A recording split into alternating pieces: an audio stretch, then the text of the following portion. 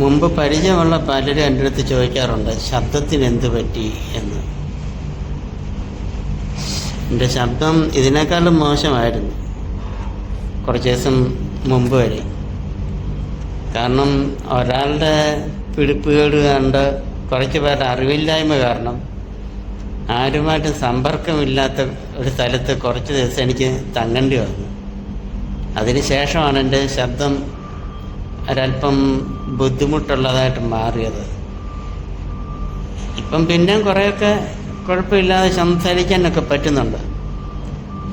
അവിടുന്ന് വന്ന സമയത്ത് ശബ്ദം തീരെ മാറിയിരിക്കുമായിരുന്നു. കാരണം നമ്മൾ എന്തെങ്കിലും സ്പീഡിൽ സംസാരിക്കാമെന്ന് വിചാരിച്ചു കഴിഞ്ഞാൽ ഇടയ്ക്ക് നമുക്ക് നാക്ക് കുഴഞ്ഞു പോകുന്നൊരു അവസ്ഥയൊക്കെ ഉണ്ടായിരുന്നു.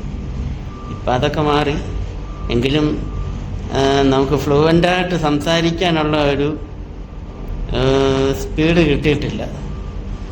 അതുകൊണ്ടാണ് ഈ ഇടയ്ക്ക് ചെറിയൊരു വിക്ക് പോലെ ഞാൻ സംസാരിക്കുമ്പോൾ വരുന്നത്. മാറുമോ? ഇപ്പം ഇത്രയൊക്കെ മാറിയില്ലേ.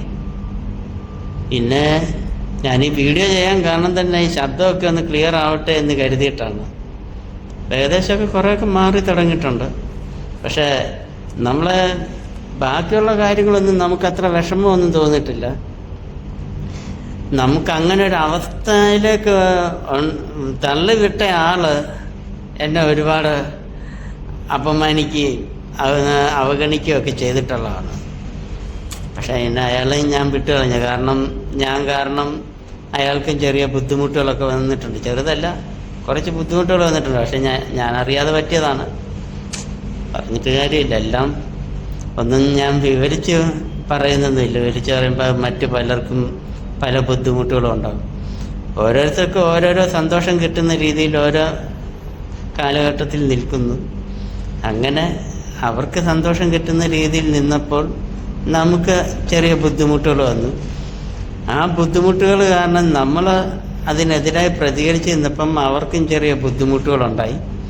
അങ്ങനെ അങ്ങോട്ടും ഇങ്ങോട്ടും എല്ലാവരും ബുദ്ധിമുട്ടുകൾ ഉണ്ടാക്കി കൊടുത്ത് ഒടുവിൽ ബുദ്ധിമുട്ടിയുള്ള ജീവിതമായിരിക്കും എല്ലാവർക്കും ഉണ്ടാകുന്നത്.